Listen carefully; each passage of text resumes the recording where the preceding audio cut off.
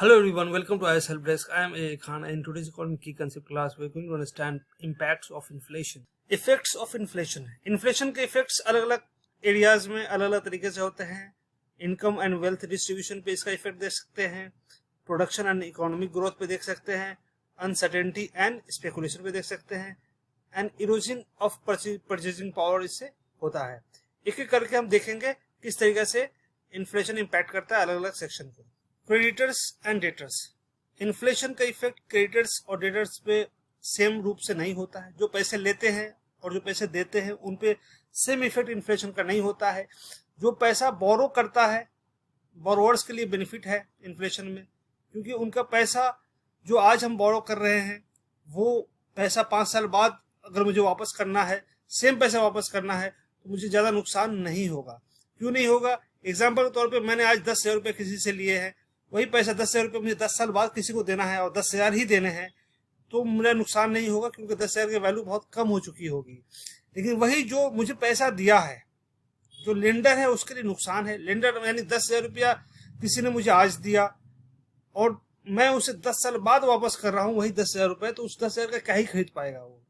उस जो आज वो 10,000 में खरीद पा रहा है चीजों को, वो 10 साल बाद नहीं खरीद पाएगा. उस 10,000 रुपए की वैल्यू कम हो चुकी होगी. यानी कि जो बोरोवर है, जो पैसे मांगते हैं, उनके लिए फायदा है इन्फ्लेशन में, लेकिन जो लोग लेंडर हैं, जो पैसे दे रहे हैं, उनके लिए नुकसान है.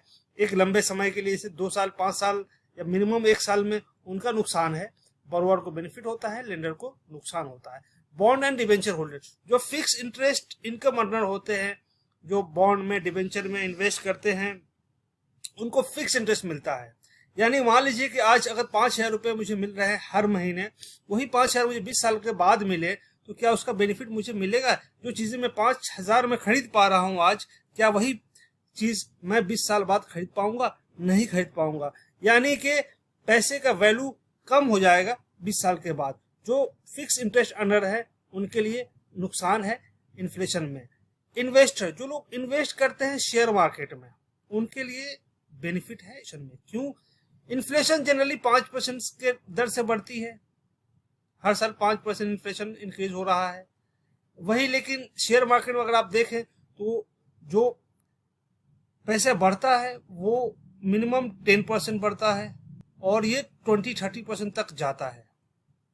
लेकिन एवरेज जो शेयर मार्केट में जो बेनिफिट है वो मिलता है एटलीस्ट 10-12% के बीच में पैसा उनको मिल जाता है. 10-12% या कभी 10-15% में मिल जाते हैं. यानी कि इन्फ्लेशन जितना बढ़ रही है, इन्फ्लेशन 5% है, उससे कहीं ज्यादा बेनिफिट होता है शेयर मार्केट में इन्वेस्ट करने वालों को. इसलिए लोग इन्फ्लेशन को बीट करने के लिए शेयर मार्केट में इन्वेस्ट करना ज्यादा पसंद करते हैं. Salaried individual and wage earner. जो लोग वेज अर्नर हैं, सैलरी जिनको मिलता है, फिक्स सैलरी मिलता है, वही फिक्स सैलरी मुझे आज 10,000 रुपये मिल रहा है, सेम सैलरी मुझे 5 साल बाद भी 10,000 रुपये मिलेगा, तो उस 10,000 रुपये की क्या ही कर लूंगा मैं. यानी कि जो चीजें मैं 10,000 में आज खरीद पा रहा हूँ, क्या मैं 5 साल बाद खरीद पाऊंगा? नहीं खरीद पाऊंगा. इसलिए जो सैलरीड एम्प्लॉयज हैं, वेज अर्नर हैं, उन्हें नुकसान है. तब नुकसान है जब उनका पैसा इंक्रीज नहीं हो रहा है साल दर साल. साल दर साल उनका इंक्रीमेंट मिल रहा है, उसके लिए फायदा है. लेकिन सैलरी एकदम सेम है, स्टैग्नेंट है, तो उसके लिए नुकसान है. Profit earner, speculators, black marketers को बेनिफिट होता है क्योंकि वो उनका पैसा स्पेकुलेट करते हैं.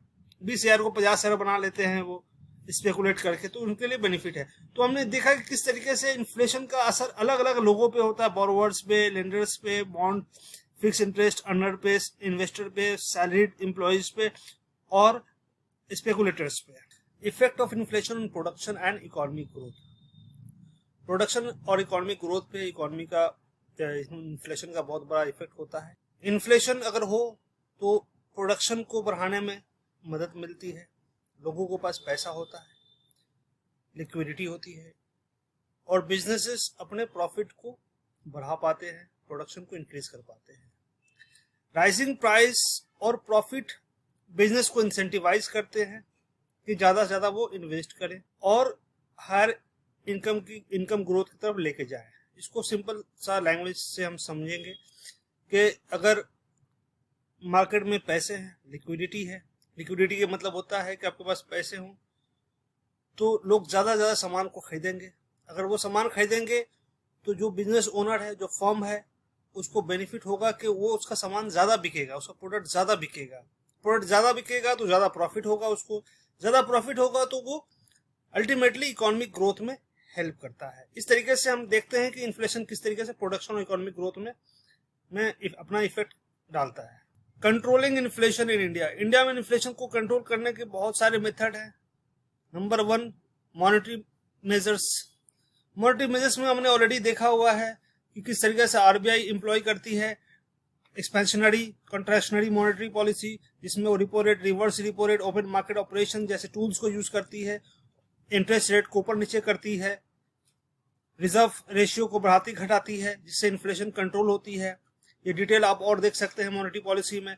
फिस्कल मेजर्स में गवर्नमेंट अपने स्पेंडिंग को घटाती बढ़ाती है, टैक्स को घटाती बढ़ाती है, इससे इन्फ्लेशन कंट्रोल होती है। अगर गवर्नमेंट ज्यादा स्पेंड कर रही है, मार्केट में ज्यादा खर्च कर रही है, मार्केट में जिसे इंफ्रास्ट्रक्चर बना रही है, स्कूल, हॉस्पिटल, रोड बना रही है, तो उससे पैसे इन्वेस्ट कर रही है, लोगों को एम्प्लॉयमेंट मिलती है और उससे इन्फ्लेशन को थोड़ा मॉडरेट लेवल पे वो बढ़ता है।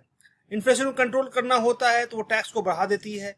तो इस तरीके से टैक्स को बढ़ाती घटाती है, स्पेंडिंग को घटाती बढ़ाती है और फिस्कल मेजर्स का यूज करके वो इन्फ्लेशन को कंट्रोल करती है। एडमिनिस्ट्रेटिव मेजर्स भी लिए जाते हैं कई बार इन्फ्लेशन को कंट्रोल करने के लिए। फॉर एग्जांपल, अगर होर्डिंग कहीं पे हो रही हो, बहुत सारे लोगों की आदत ये होती है कि अगर प्याज आज का प्रोडक्शन में ज्यादा हो गया या कम हो गया, तो जब कम होता है तो कुछ लोग क्या करते हैं, उसको स्टॉक करना चालू कर देते हैं अपने पास गोडाउन में, और स्टॉक करने की वजह से जब वो महंगाई को आर्टिफिशियली बढ़ा देते हैं। तो उसको कंट्रोल करने के लिए एडमिनिस्ट्रेटिव मेजर लिए जाते हैं। एडमिनिस्ट्रेटिव मेजर से इन्फ्लेशन कुछ हद तक कंट्रोल किए जा सकते हैं। तो मॉनेटरी मेजर्स, फिस्कल मेजर्स और एडमिनिस्ट्रेटिव मेजर्स हैं जिससे हम इन्फ्लेशन को कंट्रोल करते हैं। इज इन्फ्लेशन गुड और बैड? क्या इन्फ्लेशन सही होता है या इन्फ्लेशन ऑलवेज बैड होता है? मतलब इन्फ्लेशन जहां भी आता है कि इन्फ्लेशन बढ़ गया तो एक नेगेटिव छवि आती है दिमाग में कि इन्फ्लेशन बढ़ गया मतलब सब कुछ खराब हो गया, महंगाई बढ़ गई, इन्फ्लेशन बढ़ गया, तो ये नेगेटिव इंप्रेशन आता है माइंड में। लेकिन वाकई में क्या इन्फ्लेशन खराब है? बिल्कुल नहीं। इन्फ्लेशन कुछ हद तक बहुत सही है, क्योंकि अगर इन्फ्लेशन मॉडरेट लेवल पे हो, ये कहा जाता है कि अगर 5% इन्फ्लेशन हो, 5%, 3 to 5% अगर हो, तो वो इकोनॉमी के लिए अच्छा कहलाता है।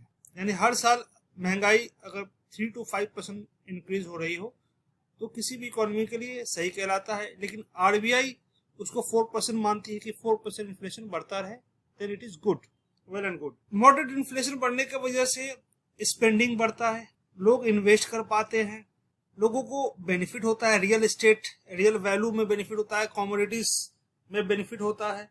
कई लोग कई जगह इन्वेस्ट करके रखते हैं, उनको उसमें बेनिफिट मिलता है। तो इसका पॉजिटिव इम्पैक्ट है इन्फ्लेशन का, ग्रोथ में, स्पेंडिंग में, इकोनॉमिक ग्रोथ में इसका हेल्प मिलता है। लेकिन वही निगेटिव इम्पैक्ट भी है। निगेटिव इम्पैक्ट है परचेसिंग पावर कम हो जाती है। जो लोग फिक्स सैलरी अर्नर हैं, जिनको एक सेम अमाउंट ऑफ सैलरी मिल रहा है या पेंशन मिल रहा है हर साल, उनके लिए ये नुकसान है। जो लोग लेंडर हैं, जो पैसे दे रहे हैं, उनके लिए नुकसान है, क्योंकि पैसा का वैल्यू कुछ समय बाद कम हो जाएगा, उनकी परचेसिंग पावर कम हो जाएगी। इन्फ्लेशन से इनकम इनक्वालिटी भी हद तक बढ़ जाती है। इनकम इनक्वालिटी इसलिए बढ़ जाती है कि जो लोगों का फिक्स इनकम है वो लॉस में जाते हैं, जिनका हाई इनकम है उनके लिए फायदा होता है। तो हम देखते हैं कि इन्फ्लेशन का पॉजिटिव नेगेटिव दोनों इम्पैक्ट है। अगर इन्फ्लेशन मॉडरेट लेवल पे है तो इसका पॉजिटिव इम्पैक्ट है। अगर इन्फ्लेशन बहुत हाई है, यानी 5% से ज्यादा है, तो इसका ओवरऑल नुकसान देखने को मिलता है अलग अलग सेक्शन के लोगों पे। Thanks for watching. We will shortly meet with our next economy key concept topic. Please like, share and subscribe our channel. If you have any query, you can ask in the comment section or send us message on WhatsApp number given on the screen.